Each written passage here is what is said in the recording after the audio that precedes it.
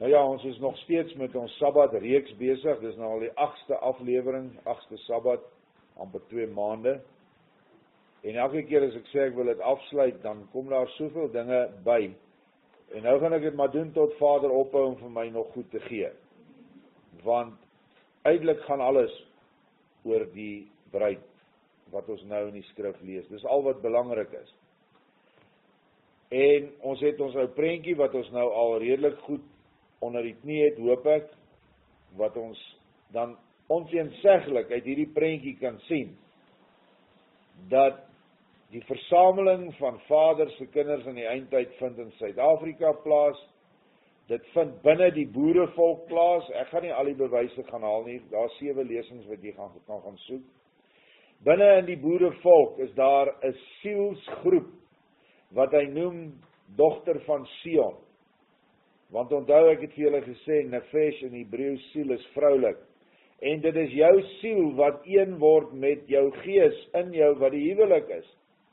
So dit vind innerlik plaas, maar dit gaan ook uiterlik plaasvind, naamlik dat daar werklik 'n volk sal wees, 1 Petrus 2, wat die huis sal bou. En waarin die huis dan gebou sal word, en die huis se naam is dan die nuwe Jerusalem, wat gebou sal word, wat neerdal op die aarde, en wat ek ook vir julle gesê het en gewys het, die nuwe Jerusalem is niks anders as die nuwe leer van liefde nie. Dit is Joshua se leerstellings, die leerstellings van waarheid en liefde. Nou ja, die prentjie gaan ons nou nie bespreek nie, ek maar net weer bygesit om julle te herinner. Ons gaan nou vanoggend aan met die begin. Die bruid word in die laaste 3 hoofstukke van Openbaring in jou Bybel behandel, maar jy gaan dit nie verstaan as jy nie die eerste 3 hoofstukke verstaan van jou Bybel nie. Naamlik Genesis 1, 2 en 3 nie. Nou daar is soveel dwaalleringe oor Genesis, en jy moet maar wakker loop, as mense vir jou kom met goed soos Anunnaki en Enki en Enlil en ek weet nie wat nie, dan moet jy dadelik die rooi ligte opgaan, want hierdie ouens het nou 'n klomp Joodse drek ingekry, wat 'n man met die naam van Zachariah Sitchin verkondig, wat verdraaiings is, en wat ten doel het, om Yeshua, Vader Yahweh, af te takel, en hulle net sulke gevalle engele te maak, wat aarde toe gekom het, met ruimteskepe, en hier in 'n ras kom teel het, en toe teel hulle uit Lulu, uit 'n Zulu, en so aan. Ek kan nie eens al die goed onthou nie, ek het al die goed gelees. Vader se skrif is baie duidelik, maar jy moet dit op albei vlakke verstaan, op die natuurlike en die geestelike.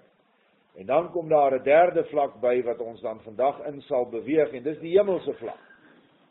Nou, jy kan nie die hemelse verstaan as jy nie die voorafgaande 2 verstaan nie, of as jy dit verkeerd het nie, mis het nie. So kom ons begin dan, en ek weet van die mense wat nou lank by ons is, ken nie die verse, maar dit is baie belangrik dat jy dit uit jou kop uit ken. So kom ons gaan maar weer daaroor. Genesis 1 vers 26. En Elohim het gesê, laat ons Adamiete maak na ons beeld en na ons gelykenis. Nou onmiddellik die boek van herinnering sê Elohim, en as jy Elohim lees en jy ken Hebreëus, sal jy sien, him aan die agterkant is meervoud. So dis reg, ons is mos 'n meervoud. As ek van myself praat, dan praat ek mos van, laat ek dit doen. As ek nou sê, laat ons afgaan na die klippilaar toe, dan is mos nie net ek nie, dan is dit mos ons almal saam. So wie's die ons? So as ek myself nou vat as voorbeeld, sal die ons as volg wees. Dis ek, my vrou, my kinders en almal saam met my. Dit is hoe dit werk. En dit is hoekom Elohim 'n God familie is. En dit is hoekom die vertalers wou hierdie begrip uit die mense se verstand uitkry. Hulle wou die begrip dat Adam en Eva die eerste kerk of gemeente is wat geskape is, wou hulle uit die mens se gedagtegang kry. En hulle wou dit substitueer met hulle kerke, met hulle klipgeboue, waar hulle dan die gitaar kan slaan. Nou hierdie Elohim staan in jou Bybels, laat God. Nou God is enkelvoud. Daar moet dan staan God, familie of gode. Nou ja, jy is so geïndoktrineer, jy mag geen ander gode hê nie, so gode gaan nie werk daar. So daarom sit ons Elohim daar, maar dis 'n meervoud. Die ons sê dit vir jou. laat hulle dan heers oor die visse van die see en die voëls van die hemel en oor die vee en oor die hele aarde en oor al die diere wat op die aarde kruip. Let wel, daar staan nie in die Hebreëus laat ons mense maak nie. Hy sê Adamiete. Nou 'n Adamiet in Hebreëus is bietjie iets anders as 'n mens wat jy en ek die begrip ken. Adamiet is alef eerste blosende. Dam van Adam is blosende. In Engels to let blood in the face. Gaan kyk maar Strongs 119 en Strongs 120. Heel vroeg in die Strongs Woordeboek. So dis wie hy gemaak het, die wit man. Ek is nie skaam om dit te sê nie. Mense sê, wit man, jy mag nie dit sê nie, want dit is nou weer rassisties. Dan is my Elohim die grootste rassis, en ek dank hom daarvoor. En om trots te wees oor dat jy 'n Adamiet is nie rassisties nie. Nie volgens hulle definisie nie. Die ou definisie in die Woordeboek van rasisme is dat jy trots is op jou ras. Dit is wat dit is. En hulle is na sy beeld en na sy gelykenis geskape. Baie belangrik. Hy is 'n skepper en hy's lig. So soek op die aarde die ras wat skepend is en wat lig dra. Miskien nie nou meer so, is eintlik nou glad nie meer nie, maar kyk na die hele geskiedenis van die wêreld se ontwikkeling, dan kyk jy wie dit gedoen het. Ek wil in Afrika kan jy net vergelyk met Europa, en dan sien jy mos, wie's die skepper se beeld op aarde. En vers 27, en Elohim het die Adamiet geskape na sy beeld, na die beeld van Elohim het hy hom geskape, man en vrou het hy hulle geskape. Nou ja, dis nou moeilik. Hier sit dan nou eers ons, nou sit sy enkelvoud, hy, hom, weer enkelvoud, en dan man en vrou het hy hulle geskape. Jy moet dit net verstaan. Elohim is een. Staan baie duidelik in Deuteronomium 6. Jahwe, Elohim is een. Daar is nie verskillende, kan ek sê, identiteite wat totaal en al apart van hom is nie. Hy is 'n wese met 'n positiewe en 'n negatiewe pool. Hy is 'n wese met 'n manlike en 'n vroulike pool. En die manlike en vroulike pool is een. Toe skep hy vir Adam na die beeld van homself. En hy het hom geskape na sy beeld, manlik. Adam is 'n man. Maar man en vrou het hy hulle geskape. So man, Adam, het die vrou in hom gehad. Verstaan julle dit so? Want jy kan nie hierdie vers anders te lees nie. Die probleme, Piet.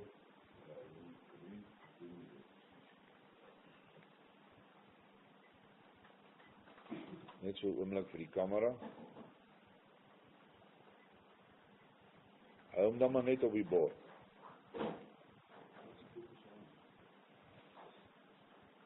So nou het jy, Adam en Eva was een wese. As jy vir Adam en Eva gesien het, was hulle in een, hulle was na die direkte beeld van Elohim geskape. Dis moeilik vir ons om 'n androgene wese te verstaan, want dis wat jy so 'n wese noem, androgeen. Nou, ons gaan aan in Genesis 2 vers 7. Hierdie wese wat na Elohim se beeld geskape is, het geleef. Hy het op die aarde gegaan, en hy het die diere name gegee, en hy het deur die aarde gegaan, en hy was in 'n verheerlikte liggaam gewees, nie die vleis waarin ek en jy nou is nie. Dit was verheerlikte vlees. Genesis 2 vers 7, en Jahwe Elohim het die Adamiet geformeer uit die stof van die Adama, en in sy neus die asem van die lewendes geblaas, so het die Adamiet dan 'n lewende siel geword. So hierdie skepping in hierdie materiële aarde is dan 'n skepping van man en vrou as een wese, en hulle kry 'n lewende siel, een lewende siel. So die lewende siel is ook manlik en vroulik, want die manlik en vroulik is tog in die een wese nou. So daar moet nou 'n siel vir elkeen gegee word, want die twee kon met mekaar kommunikeer, vir mekaar lief wees, net soos wat ek en my vrou nou as apart is, was ons nou in een liggaam. Dis moeilik vir ons om dit te verstaan, maar dit is hoe dit was, want dit is hoe die oorspronklike model lyk. Genesis 2:18, ook het Jahwe Elohim gesê, dis nie goed dat die Adamiet alleen is nie. Ek het daar in hakkies een is nie. Ek sal vir hom 'n hulp maak wat by hom pas. In hakies het ek bygesit, wat sal aanpas, wat na hom sal luister. Ek wil nie vanoggend 'n lang relaas oor wat het gebeur in die wese Adam en Eva wat een was nie. Die nuwe Openbaring is op etlike plekke baie duidelik daaroor. In kort is dit, omdat die vroulike geskape was uit die mees gevalle sieledele van die skepping wat geval het sy nog steeds binne in Adam die oorheersings en heersergees in haar gehad, en sy wou nie aanpas nie, sy wou nie by hom pas nie, sy wou nie onder hom wees nie, want die man is aangestel oor die vrou, soos wat Vader in sy oermanlike aangestel is oor die oervroulike.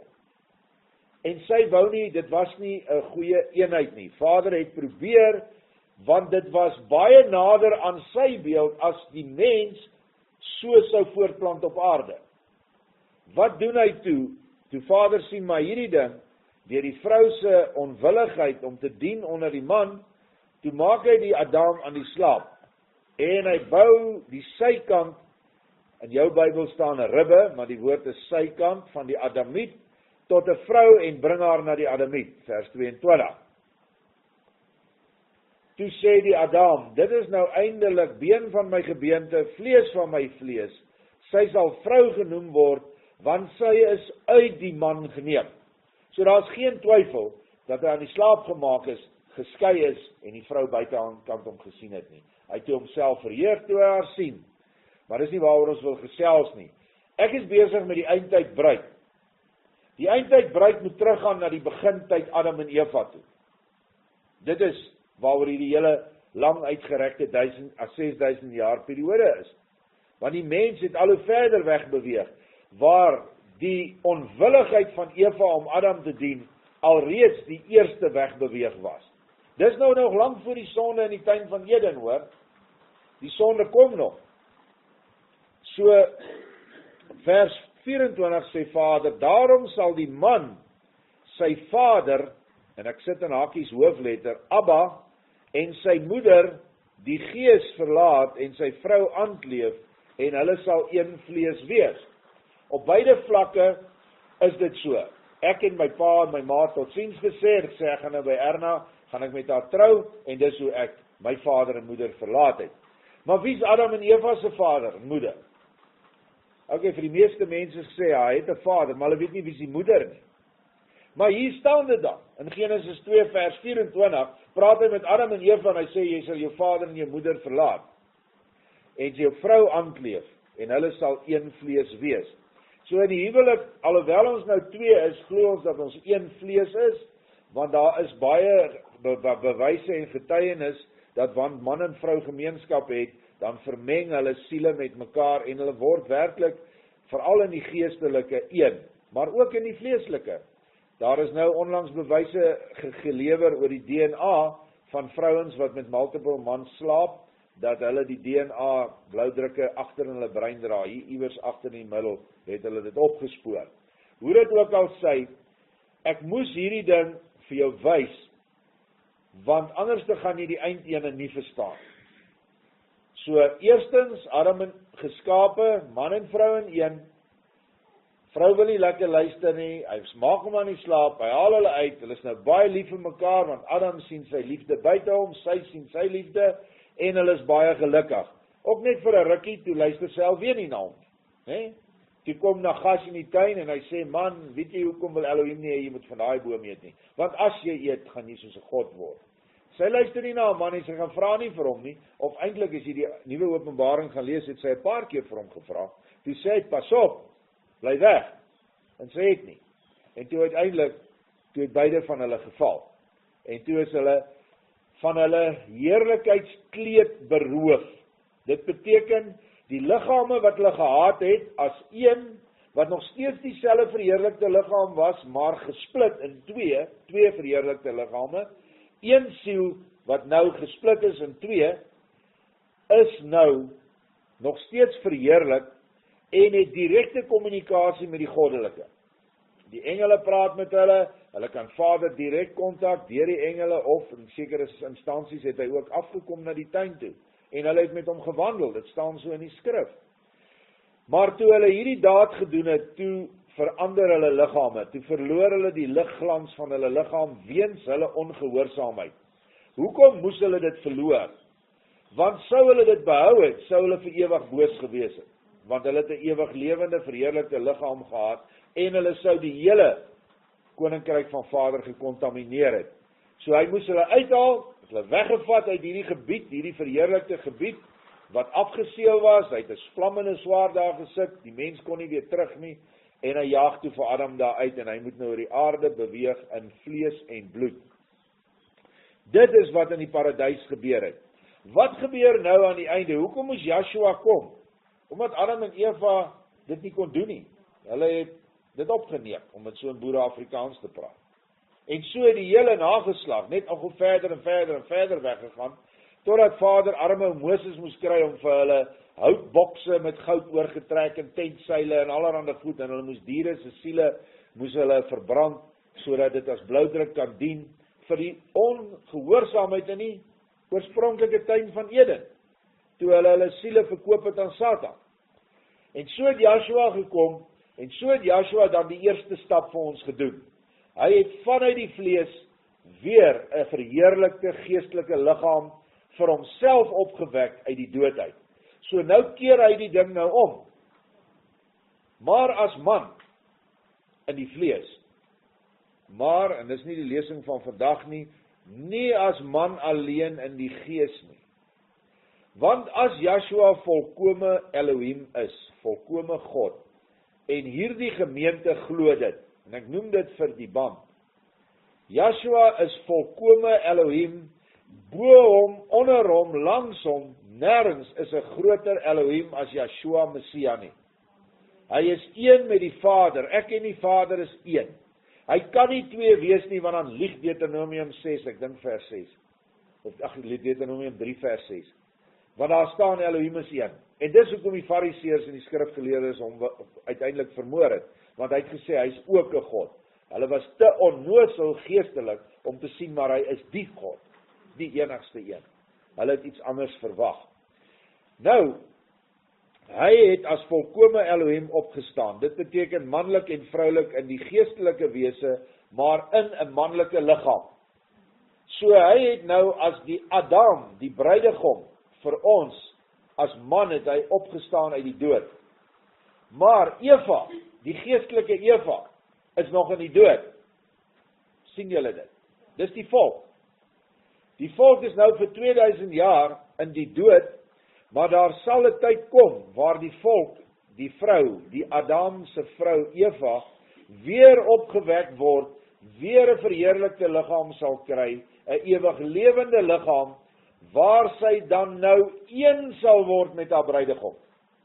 En sal hulle dan 'n androgene huwelikspaar vorm. Een met Joshua, maar oneindig van ons. Beginnende met die eerstelinge wat 144.000 is volgens die Bybel. En daarna oneindig. Die nuwe Jerusalem het nie 'n eindtal wat hy gaan, daar's net soveel plek in hom nie. Daar is plek vir almal. So dit is, as jy die begin nie verstaan nie, gaan jy die einde moeilik begryp en kan bybring by wat gebeur het. So wat ons nou hier het, ons gaan nou aan, en ons gaan na Maleagi toe. Maleagi 2 het ons ook 'n baie mooi gedeelte van Adam en Eva se val, wat het gebeur. Maleagi 2 vers 13, en boonop doen julle dit.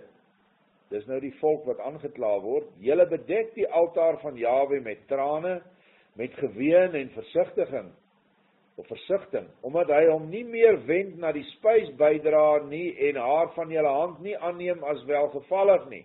Is presies in hierdie volk, die toestand nou. Die volk huil en het traan en is versigtig na Vader, en hulle sê asseblief verlos ons, bring vir ons, vat hierdie juk weg en bring ons in Kanaan in. Maar die spysbydra wat ons moet bring, nou wat is dit? Moet ons nou vir hom brood bring? Wat wil hy nou met brood maak? Of koek, of wat ook al in die ou dae gebring het. Die spysbydra is die liefde in jou hart. Dis wat jy vir hom moet bring. Want dis die enigste ding op hierdie aarde wat jy nie van hom gekry het nie. Jy het net die moontlikheid gekry om lief te hê. Jy moet die moontlikheid benut, dis jou verantwoordelikheid. So, hierdie spys bydra, wat nie aanvaar word deur Vader nie, is die mens se liefde is verkeerd, of daar bestaan niks nie, en hy neem dit nie as welgevallig aan nie. En solank hierdie volk nie werklike bekering gaan deurgaan nie, en tot hulle sinne kom, en vir Vader begin lief hê en hulle afgode weggooi nie, en nie hulle naaste, hulle volksgenote begin lief hê, deur daadwerklik vir hulle te begin help nie, vir hulle werksgeleenthede, skole, al hierdie dinge weer vir ons mense kry nie, gaan hierdie saak nie verander nie. Nou kom hy in 2:14, julle die volk vra, nou maar hoekom gebeur hierdie dinge nie met ons nie? Waarom? Omdat Jahwe getuie is tussen jou en die vrou van jou jeug, wie jy verraai het, terwyl sy tog jou metgesel is, en die vrou van jou verbond. Die vrou van jou verbond. Wat het met Adam en Eva gebeur? Hulle was in 'n tuin gewees waar die goddelike gees beskikbaar was as die boom van die ewige lewe. En hierdie boom, die gees, is vroulik. Want as dit nie so is nie, dan moet Eva nie Eva wees nie, maar 'n man. So, die gees is vrou, en dit is die vrou van hulle verbond, wat hulle verlaat het, deurdat hulle ongehoorsaam was, en na die slang geluister het, wat met die hoergees vir hulle kom mislei het om van die boom te eet. Maak nou nie saak wat daar gebeur het nie, dit is nie ter sprake nie. Dit gaan daaroor, dat hulle Vader se waarheidsliefdesgees verruil het vir 'n vals gees, vir een wat met lus gekom het, gesê, as dit so is, het heeltyd sulke vrae gevra, dis hoe Satan ook na jou toe kom, besop. So nou kla Vader ons aan, hy sê, want julle het die gees, wat ek vir julle uitgestort het, is nie meer in julle nie. So julle het verraad gepleeg, julle het die vrou van die verbond. Nou watter verbond? Dis die verbond wat met Adam en Eva gesluit is in die paradys. Dit was die eerste verbond. Gaan heen, wees vrugbaar en vermeerder. Aanvanklik in 'n een familie of in 'n een wese, daarna as twee aparte wesens. Soos ek al voorheen gesê het, gaan heen, wees vrugbaar en vermeerder, beteken vermeerder sy gees. En dan, in daardie gees verwek jy kinders, sodat jy geesteskinders vir Vader op hierdie aarde voortbring. Dit was nie 'n opdrag vir onbeheerste teel nie. Omtrent seker 90% van die wêreld se mense verwek nou kinders in die gees van Satan. Want dit is 'n sataniese, perverse, wellustige gees wat in meeste gevalle teenwoordig is. En die ergste van alles, gaan jy kerke toe, dan kry jy berading, dan vertel hulle vir jou, jy moet dit en dit en dit doen om die seks in jou huwelik op te jack. Jy het gesien, dis hoe hulle beraad. So eintlik wat hulle sê, jy moet nou net meer pervers, jy's nog nie genoeg pervers nie, jou man is nog nie tevrede met jou nie. Gaan koop hierdie skimpie klere ensovoorts, dat jy kan beter wees vir jou man. Kan julle sien hoe die wêreld se Christendom in die hoergees verval het? Want dit is waaroor dit gegaan het, miskien moet ek net 'n kort entjie uitbrei. Vader het weggegaan, of sy gees onttrek in die sin, dat die boom daar was, en as hulle iets wou hê, moes hulle na hierdie geestesboom toe gaan, wat 'n engelwese was, wat aangestel is as verteenwoordiger in die tuin. Maar, hy het gesê, wanneer ek terugkom, sal ek julle leer hoe om te vermenigvuldig. En hy het weggegaan vir 'n tyd, sy gees onttrek. En dit is juist toe hy onttrek, waar hierdie versoeking toe van Satan kom en sê, maar kom ek wys vir julle, hoe maak 'n mens kinders? En dit is waar sy geëet het, en toe gee hy vir haar om te eet, en toe het Adam ook geëet. Moet nooit 'n fout maak nie, dat Nagash, die slang, was nie 'n slang nie, dit was 'n tweeslagtelike wese, Lucifer self, of dan een van sy hoogste generaals, of luitenant, of wat ons hulle wil noem. Maar hulle was ook androgenies, hulle kon hulle self as manlik voordoen en vroulik. Dis hoekom daar staan, Eva het geëet en Adam het ook geëet. As jy my nie glo nie, gaan lees huishouding van Elohim, ek dink om en by hoofstuk 20, verduidelik hy presies hoe Satan van gedaante verander het. En so het hulle dan nou die heerlikheidsliggame verloor as gevolg van 'n ontoelaatbare wyse van gemeenskap. Nou die besoedeling het daar gebly, die verbond is verbreek, en nou gaan ons aan, en hy sê in vers 15 van Maleagi 2, het hy dan nie een gemaak nie, die Adamiet is ingevoeg, daar kan staan, het hy nie een Adamiet, het hy nie een saadlyn gemaak nie, hoewel hy gees oorgehad het. Waarom die een? Hy het 'n saadlyn van Elohim gesoek. Neem julle dan in ag ter wille van julle gees, en verraai nie die vrou van jou jeug nie. Nou, hoe anderste kan jy nou hierdie vers sien, as dat die gees die vrou van jou verbond is nie? Die vorige ene sê, jy die vrou van jou verbond verraai. Hier staan, die gees, die vrou van jou jeug. So, daar's geen twyfel dat die gees vroulik is nie. Want Eva is geskape na iets in die goddelike Elohim, en sy's vroulik. Mense, dis die gees. So lank het Satan met sy gebroedsel, priesterdom, het hulle oor 2000 jaar alles gedoen, om die mens nie hierdie goddelike vroulike gees te laat ontdek nie. Eers het die Rooms-Katolieke Kerk gegaan, en haar, die geestesmoeder van die hemele, verhoer, deur 'n beeld te gaan maak van Maria, wat niks anders as 'n beeld van Semiramis is nie, wat die afgode, jy kan maar gaan in die wêreld waar heidendom beoefen word hierdie vroulike sataniese wese aanbid. Maar Satan is 'n meesterkopieerder. Hy het die ware gevat en verhoer. Ek het nie 'n ander woord nie. Dit is al wat hy gedoen het. Maar dit beteken daar bestaan 'n ware, want Satan is nie in staat om iets oorspronklik uit te dink nie. En die ou klomp protestante hervormers het presies dieselfde gedoen, en hulle het hulle manlike chauvinistiese priesterorde in stand gehou. En hulle het alle boeke in die Bybel, waaruit ons nog gaan werk, in hierdie lesing 'n bietjie en dan in die volgendes, waar hierdie gees as 'n moeder beskryf word, het hulle weggevat. Ek is miskien, wat jy nou betref, bietjie weg van die bruid aan die eindtyd. Maar as ek nie hierdie goed vir die mense gee wat nie hierdie goed luister nie, sal hulle nie verstaan waaroor dit gaan nie. Vers 16. Want ek haat om weg te stuur. In die ou Bybel staan egskeiding. Beide is reg. Sê Jahwe, die Elohim van Israel, en dat elkeen sy kleed met geweldpleging bedek, sê Jahwe van die skepingsleermag. Neem julle dan in ag ter wille van julle gees en pleeg nie verraad nie. So jy kan nou nie anders dit uit hierdie verse sien, dat die volk aangekla word van verbondsverbreking, omdat hulle die gees wat Vader uitgestort het vir ons, verlaat het. Trek dit nou na ons bedeling toe, terwyl ons nou na hierdie verse kyk. Joshua kom en hy sê, ek stort vir julle die gees van waarheid, wat van my Vader kom vir julle.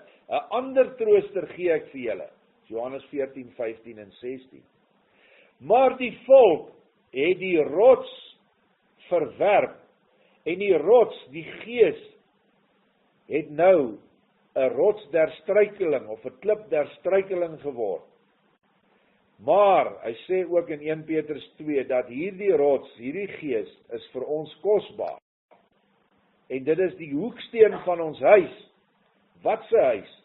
Vorige lesings gedoen. Jou innerlike huis. Laat julle opbou tot geestelike klippe, stene, rotse, maak nie saak nie, die woord is dieselfde in Hebreëus.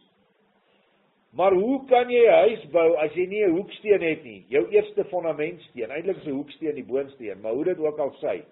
Jy as persoon en jy as volk, die boerevolk, moet onsself in hierdie gees opbou. En as ek nou net vir jou, dit is nou nie hier op die lesings nie, sê, wat is hierdie gees se naam? Die gees se naam is die gees van apartheid. Nie heilige gees nie. Ruach HaKodesh is gees van apartheid. Kan julle sien wat se huis het die wêreld gebou in die Christendom? Want jy kan nie eers meer in kerke van apartheid praat nie. Hoor wat ek jou sê, nie in een van hulle. Ek sien dit op die net, as jy net van apartheid praat en die woord gees van apartheid, hoe sekere mense so opgetrek raak daaroor. Nou, kom ons in Jesaja, en daar is 'n belofte dan vir die bruid. Nou, daar sekere sleutelwoorde wat jy na moet kyk. Sion aan die eindtyd, berg van my apartheid, huis van my apartheid of huis, moet jy kyk aan die eindtyd, want alles is enkelvoud, daar's net een huis, daar's net een berg. Dit beteken daar's net een plek waarheen hy kom aan die eindtyd. Die vorige lesings het dit baie deeglik behandel. En nou in hierdie belofte hoofstuk hier, Jesaja 59 staan, maar vir Sion kom hy as verlosser en vir die wat in Jakob hulle bekeer van oortreding, spreek Jahwe. Wat my aangaan, sy is my verbond met hulle, sê Jahwe. Dis hoe in die Hebreëus staan, sy is my verbond. Dit moet so wees, want sy is my gees. Die verbond met Vader is die gees wat hy vir ons gegee het. Asseblief, moenie altyd sê die ou verbond by Sinaï is nou die verbond van diere slag en offers bring nie. Ja, dit is so. Maar die innerlike daarvan is dat die gees weer teruggekom het, eers op die berg, in 'n wolk en in 'n vuurkolom. Daarna toe die tabernakel klaar is, toe trek die gees af, jy kan dit gaan lees in die laaste hoofstukke van Exodus, en die gees het op die versoendeksel gaan rus. En so het die kommunikasie tussen priesterdom namens die volk en die gees weer begin, is dit weer herstel. Kan ons maar amper sê, 'n meganiese tipe van Adam en Eva weer terug in die tuin. Maar verskriklik ver daarvan. Want hulle was in die woestyn, daar's niks. En hulle moes al hierdie rituele doen, wat nogal baie tyd en moeite geverg het. Hy sê, wat my aangaan, sy is my verbond, wat in jou mond gelê is, my woorde, is die gees. Hy sê, my gees wat op jou gelê is, dis die verbond, en my woorde wat ek in jou mond gelê het. So ons het twee goed, gees en woorde. Wie het as die woord gekom? Joshua. Joshua het as die woord gekom, as die mannelike. Maar in hom het hy die gees gehad. Want toe Joshua begin het met sy prediking, was hy alreeds volkome Elohim. Hy was seun van die Elohim, seun van die mens. Ons sal dit nou sien. Hy sê, die woorde wat ek in jou mond gelê het, sal uit jou mond nie wyk nie, en ook nie uit die mond van jou saad, en uit die mond van die saad van jou saad, sê Jahwe, van nou af tot in ewigheid nie. So alhoewel dit in Jesaja staan, is hierdie belofte net so geldig vir nou, 2018. Want dit is die saad tot aan die einde, en die ewigheid is nog nie hier nie. So, dit is die verbond wat hy met ons ewiglik gesluit het, dat my gees altyd by julle sal wees, en in julle sal wees. Ons gaan aan Jesaja 60:1, die stukkie loop aan. Staan op, word verlig, want jou lig kom, en die glansrykheid van Jahwe gaan oor jou op. Wie moet opstaan? Sion moet opstaan, dogter van Sion.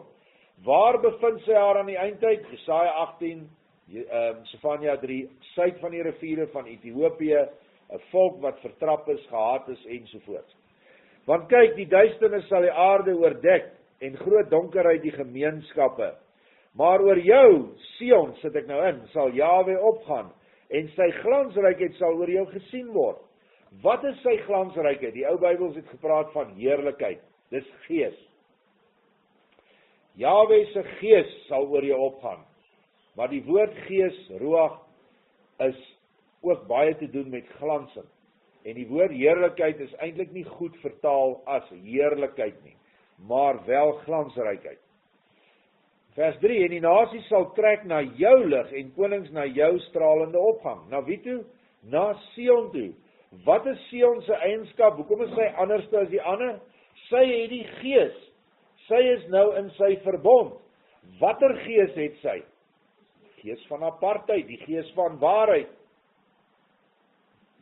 Slaan jou oë vers 4 rondom op en kyk, hulle almal kom by mekaar, hulle kom na jou toe. Jou seuns kom van ver en jou dogters word op die heup gedra. Dit is die versameling nou van Israel na Sion toe. Wie bring die kinders na ons toe, hier na ons land toe? Die Gees. Openbaring 12, kan nou nie vers onthou nie, en julle sal met die vlerke van die groot arend gebring word, na hierdie plek toe, na die woestyn toe, sê hy. Nou, as jy dit nog nie raak sien hier nie, dat die lig, die glansrykheid na 'n spesifieke plek toe ook kom nie, dan kan ek ook nou nie baie daaromtrent doen nie, maar eerstens moet die lig na jou toe kom en dan sal jy dit sien. Vers 14, en die seuns van hulle wat jou verdruk het, sal gebukkend na jou toe trek, en almal wat jou verag het, sal hulle neerbuig by jou voetsole, en hulle sal jou noem, stad van Jahwe, Sion van die aparte een van Israel. Kan ek net so 'n bietjie moderniseer, want ek mag, dis 'n eindtyd profesie. En die volke van Europa, die blanke volke, die Israel broers volke, en die volke van Amerika, of die volk in Amerika, en in Kanada, en in Australië, en in Nieu-Seeland, en waar ook al, jou broers was wat jou sanksies teen jou toegepas het, vir jou verdruk het, wapens na die vyand toe gestuur het, deur hulle kerke, die vyand, die terroris, bewapen het, om ons dood te maak. Al daai mense sal kom, en hulle sal na ons toe trek, hulle wat ons verag het, verag ons nou nog. Maar Vader het iets gedoen, wat hulle veragting 'n bietjie anders te nou laat lyk, naamlik hy het presies dit waaraan hulle ons verraai het, naamlik die barbaar en sy menigtes, het hy nou erger barbare na hulle toe gestuur. Hoor wat ek julle sê, swart nasies is erg, wat hulle kan doen en wat hulle doen. Maar Arabier is nog erger. Hy's regtig nog erger. En Vader het dit na hulle toe gestuur. Hoekom? Sodat hulle tot bekering kan kom. Sodat hulle foute kan insien en weer kan terugkom na waar die enigste plek sal wees waar sy gees nog sal heers oor die aarde, naamlik in Suid-Afrika. Vorige lesings het ons dit als bewys. Vers 15, in plaas dat jy verlate en gehaat is, sonder dat iemand daar deurtrek, sal ek jou maak tot 'n ewige hoogheid, 'n vreugde van geslag tot geslag. Hoogheid is 'n mooi woord wat hy ingesit het, u hoogheid. Wat anderste kan die vrou van Joshua wees as 'n hoogheid? Want hy is die allerhoogste. En sy bruid sal ook 'n hoogheid wees. As hy 'n koning is sy bruid 'n koningin. As hy die koning van die hemele is, dan sal sy bruid die koningin van die hemele wees. Maar hy is nie 'n koning van die hemele nie, ook op aarde, en daarom sal die bruid koningin van hemele en aarde wees. En sy sal die versorging namens haar man doen in hierdie gevalle aarde. Dit is die hele doel van die oprigting van die bruid aan die eindtyd. Jesaja 16:17, en ek sal vrede as jou owerheid aanstel, en geregtigheid as jou bestuurderes. Vrede is Joshua nie die vredesverbond se hoof nie. Hy sê, my vrede bring ek na julle toe, nie die vrede van die wêreld nie. En hy bevestig dit nog dat hy met Pinias, 'n priester in Moses se tyd, wat 'n verbasteraar wat in die tent met 'n gekleurde vrou gemeenskap gehad het met die tent oop, het hy 'n spies gevat en hy het hom deurboor en die vrou onder hom. Staan in die skrif, gaan lees dit, Numeri 25. En toe sê Jahwe, met jou sluit ek my ewige vredesverbond, omdat jy geywer het vir Israel. En Joshua kom en hy sê, en onthou Joshua is Jahwe, asseblief, is niemand anders nie, my vrede bring ek vir jou. Kan dit 'n ander vrede wees van die verbond wat hy met Pinias gesluit het? Nee, dan sê hy verbondsverbreker. Op die fisiese weet ons presies waaroor dit gaan, maar dit gaan ook so op die geestelike. As jy dan nou aanhou met die hoerkerk, en jy wil nie wegkom nie, sal die waarheid, die tweesnydende swaard jou deurboor, en jy sal daar bly, en jy sal nie uit jou noodtoestand uitkom nie. Die nuwe Jerusalem, die nuwe 1000-jarige vrederyk, sal 'n ryk wees van suiwer, geestelike wesens wat in die gees van apartheid sal voortplant. Daar sal nie half van die gees van Lucifer, van die boom, van die kennis van goed en kwaad getap word, en dan weer kinders verwek word, ensovoorts nie. Daar sal net een boom staan in ons tuine as ons deurgaan. Vers 18, van geweld sal in die aarde nie meer gehoor word nie. van geen verwoesting of verbreking in jou grondgebied nie, maar jy sal jou mure verlossing noem en jou poorte lof. Sien julle wat hy hier vir ons nou voorspel?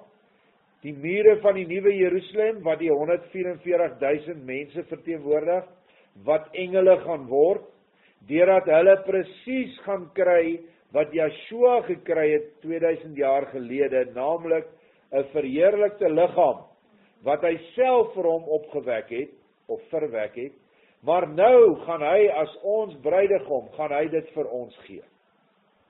Al wat hy net wil hê, is jy en ek moet hom halfpad ontmoet.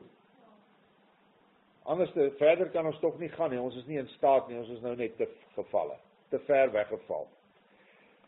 So, daardie poorte, wat hy hiervan praat, is natuurlik die nuwe Jerusalemse poorte, en ons het dit ook behandel, dit is die 12 gebooie, behalwe dat dit nou die 12 stamvaders is dit eintlik die 12 gebooie wat jy en ek moet doen, 10 van Moses, 2 van Yeshua, sodat ons waardig kan wees om op daardie muurstene te wees, wat bo op die fondamente gebou word, naamlik die 12 apostelse leerstellings, wat Yeshua se leerstellings is. Die son sal bedags jou lig nie meer wees nie, en as die glans sal die maan vir jou geen lig gee nie, maar Jahwe sal vir jou wees 'n ewige lig, en jou Elohei sal jou grootheid wees. Dit dui dan aan, dat die mens waarvan hy hier praat, reeds wedergebore is. Want hy het nie meer son en maan nodig nie. Son en maan is materiële ligte. As jy in die vlees is, moet jy dit hê. As jy in die gees is, skyn die lig van Yeshua altyd in jou. Dag en nag, jy het nie nag nie. Is julle met my? Okay. Jesaja 60:21. En jou volk sal almal regverdiges wees. Wie is nou hierdie volk? Dogter van Sion, suid van die riviere van Ethiopië, berg van sy apartheid, dis waar hulle sal wees. Sal almal regverdiges wees en geëwig sal hulle die aarde besit, as lote deur my geplant, 'n werk van my hande tot my versiering. 'n bietjie sal 1000 word en die kleinste 'n kragtige nasie. Ek Jahwe, in haar tyd sal ek haar verhaas. In hierdie tyd, en ons weet daarom nou, Vader praat in die Bybel van die blanke nasies, of die blanke volke, daar is een volk wat die kleinste blanke volk genoem kan word, glo ek, en dit is ons volk, definitief die enigste volk in Afrika, 'n blanke volk. En hy sê, hierdie kleinste volkie, gaan ek 'n kragtige nasie maak. En dit is presies die belofte, wat ook bevestig word deur profete, soos Siener van Rensburg, Johanna Brandt, ensovoorts. En dan natuurlik in die Bybel baie profeseer. Nou, in Esra vind ons dan ook baie interessante getuienis, wat jy ook moet verstaan, want die bruiloft wat voor ons lê, is ons siel wat met ons gees een gaan word in ons, en as hierdie hele saal een kan word, dan het ons al 'n klein volk. Maar, in enige bruiloft, is daar 'n bruilofsaal, en is daar 'n bruilofsete. Die saal is jou innerlike wese. Die ete is die woorde van Yeshua. Maar, die klere wat jy aan het ons voorheen behandel, dit is klere wat die gees jou aantrek. Die gees wat nou 'n moeder moet wees, om die simboliek van bruiloft tog duidelik te maak. Ek het nog nooit 'n bruiloft gesien waar die bruidegom die bruid aantrek nie. Ek het nog net bruilofte gesien waar die moeder die bruid aantrek. Nou het ons mos nou gesien wie is die moeder. Die moeder is die gees, dis die vrou van ons verbond. Dit is die een wat in die tuin van Eden bedroef is, deurdat hulle 'n ander gees by Nagash, die slang, na geluister het, terwyl hulle gewaarsku was. Hierdie boek 2 Esra 2, 2 Esra, waar ons nou hoofstuk 2 lees, is deur hierdie chauvinistiese priesterorde as nie kanoniek of deuterokanoniek verklaar. Die Bybel is nou as 'n kanon verklaar, wat nou seker is, omdat hy nou so kragtig is, ek weet nie, of is 'n kanon daarna vernoem, ek weet ook nie, maar Deutero beteken quasi, so. Maar hulle het dit so gemaak, want hulle wou dit nie, hulle het dit sekerlik verstaan in die begin en gesê, maar hierdie inligting mag die volk nie kry nie. Daarom is dit vir my baie snaaks, dat een boek van Esra, wel aanvaar word in die Bybel, maar 2 ander word verwerp. Dit maak nie sin nie. Dit maak nie sin dat die Heilige Gees boeke van een van sy boeke gevat word en 2 word verwerp nie. Dit is 'n duidelike bedrogspel. Nou moet jy gaan kyk en as jy nou die boek begin lees, dan sien jy hoekom is hierdie bedrog daar. En dit gaan alles oor die versteekte moeder wat noodsaaklik is vir jou en my om daardie vlak te verstaan, anders kan ons nie een word met Yeshua nie. Jy moet die hemelse waarheid verstaan. Die natuurlike waarheid kom uit die woord as jy hom lees, dis hoofsaaklik die Ou Testament. Die geestelike waarheid is Yeshua wat deur gelykenisse en lering en dade van liefde vir ons die ou natuurlike woord in 'n volgende vlak gebring het. Maar nou stort hy sy troostergees uit vir ons, sodat ons Yeshua se woorde, die geestelike waarheid en die natuurlike waarheid, nou na nog 'n vlak toe kan vat, naamlik die hemelse waarheid. Maar jy kan dit nie doen as jy nie weet en verstaan dat die trooster wat vir ons uitgestort is die moeder wat jou aantrek vir die bruilof nie. Ekskuus, jy gaan dit nie verstaan nie. As jy nog 'n 3-koppige manlike God aanbid, 'n vaderman, 'n seunman en 'n geesman, en dit is wat die Nederduitse gereformeerde belydenisse sê, hulle sê 'n derde man. Nou ja, ek bedank hierdie manlike God, regtig, ek wil niks met hom mee te doen hê nie, en vandat ek dit in my gees en my gemoed gedoen het die woord net oper en oper en oper geword. En dit is die bewys, dat jy op die regte pad is. As jy met 'n sekere dogmatiek, want onthou dogmatiek kan reg wees of verkeerd wees, dit wat ek nou vir jou gesê het, is dat daar 'n hemelse waarheid is 'n dogmatiese stelling. Nou as dit verkeerd is, sal jy 'n bietjie gaan en dan sal die deur so toemaak, dan sê jy nee, Jesus, nou verstaan ek nie meer nie, en dan moet jy terugstaan want jy was verkeerd. En dit is normaal as 'n mens verkeerd gaan, want ons is soekend. Maar hoe meer jy hierdie woorde lees, hoe meer en meer en meer kom hierdie goed net na vore. Ek gaan net hierdie bladsy lees en dan gaan ons hier afsluit, want die tyd haal ons in. 2 Esra 2 vers 1, so spreek Jahwe, ek het hierdie volk uit gevangenskap gebring, en aan hulle my wette gegee deur my diensknegte en profete, na wie hulle nie wou luister nie, maar my raad verag het.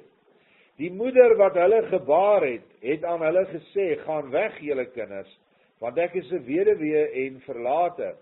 Ek het julle met vreugde groot gemaak, maar met droefheid en hartseer het ek julle verloor. Want julle het voor die aangesig van Jahwe, julle Elohei, oortree, en gedoen wat besoedel is voor hom. Nou ja, as jy nou nie die ding verstaan van dat die Gees die moeder is nie, dan sal jy hierdie stuk nie verstaan nie.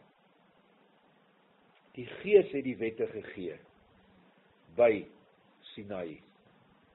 En dit is die moeder wat hierdie volk gebaar het, want 'n man kan nie 'n volk baar nie. 'n Moeder moet. En dit is hoekom Adam en Eva uit vader en moeder die een wese gekom het, maar die oergedagte van laat ons mense maak na ons beeld het uit vader die manlike gekom, en dit is onmiddellik is dit in dade omgeskep deur die moeder, die vroulike, en Adam as vrou en man het uit hulle voortgekom. En dit is presies in die Gees ook so, dat die moeder Gees, naamlik die Gees wat vir ons uitgestort is, wat hy duidelik noem die Gees van apartheid, Ruach HaKodesh of Hagios in Grieks, selfe betekenis. Hierdie Gees is verwerp. Die kinders wil haar nie meer hê nie. Hulle wil ook nie meer die waarheid hê nie. Hulle hou daarvan om hulle ore gestreel te kry deur predikers wat net preek vir sekere voordeel. Nou, wat het gebeur met die Gees? Sy sit een kant. Sy is 'n weduwee. Dit beteken sy kan nie werk nie, want niemand wil haar hê nie. Maar ons, hier in Suid-Afrika, ons hier by Dogter van Sion, ons het daar weer ontdek, en ons weet dat hy groot dinge gaan doen in hierdie deel van die wêreld. Maar eers moet daardie Gees in jou ontplooi word. Eers moet jy jou huis bou. sodat jy nie verlate is nie, sodat die gees van apartheid, die gees van liefde en waarheid nie vir jou 'n weduwee is nie. Jy moet haar toelaat om jou aan te trek, jy bruid. Moet toelaat dat mamma vir jou die klere aantrek wat jy nou bruiloft toe moet gaan. En dis die regverdige dade van die apartes, die heiliges. As jy dit nie gaan toelaat nie, gaan jy sonder kleed wees en dan gaan hulle jou uitgooi. Dit staan in die skrif, Joshua het binne in die bruilofsaal gekom en iemand gesien wat nie 'n kleed aangehad het nie. Toe gooi hom uit. Waar? Na die buiteste duisternis. Want hy het nie dade gehad nie. Dis van die wat geglo het. Ons moet net glo. Die duiwels glo en hulle sidder. So hierdie gees daarom is ons geseënd in Suid-Afrika, sekerlik oor die wêreld heen ook, dat ons so 'n gees het en dat hierdie moeder nou deur haar kinders gedra word. Maar ek waarsku julle vandag en ek doen dit ook vir die mense op band. Daar is ander godsdienstige geeste aan die werk in Suid-Afrika en veral op Facebook is daardie geeste werksaam. Hulle kry profesieë, hulle kry allerhande ander goed wat vir jou lyk of dit reg is. Moenie mislei word nie. Ek sien dat party onkundige mense hierdie gees se profesieë plaas op ons vars broodjie apartheidsgroep. Julle moenie mislei word nie. Sodra daar 'n gees kom en sê, of in Engels nou het ek die gesien, ek het dit teen die rassiste, julle rassiste. Dan moet jy wakker loop. Want die woord rassist sal Vader nooit gebruik nie, want die woord rassist op die huidige oomblik het 'n totale ander betekenis as wat die werklike woord beteken. Vader praat met sy volk. En sy volk het die gees van apartheid gekry. En in daardie gees moet jy bly. Moenie probeer om ander volke se gebruike, ander volke se gees in jou tuin in te trek nie. Want dan sal jy presies dieselfde doen wat Adam en Eva in die tuin van Eden gedoen het. Met baie, baie kwade gevolge. Wat hulle doen, gaan my nie aan nie. Micha 4 vers 5 sê, alle ander nasies kan hulle gode aanbid, maar jy, Israel, boerevolk, jy sal Jahwe jou God alleen aanbid. Ek sal niks aan hulle doen as hulle niks aan my doen nie. My volk het 'n geskiedenis dat hulle niks aan die swarte gedoen het, totdat hy hulle vee begin steel het nie. Totdat hy hulle huise begin afbrand het. Toe was daar oorlog op die oosgrens. En so die oorlog tot vandag toe gegaan. Waarom was daar 'n grensoorlog? Omdat hulle terroriste opgelei het op ons grense, en hulle ingebring het om mense met terreurbomme soos die Pretoria bom en soos die Waar bom en al daai bomme wat afgegaan is. As gevolg daarvan moes die boervolk homself verdedig.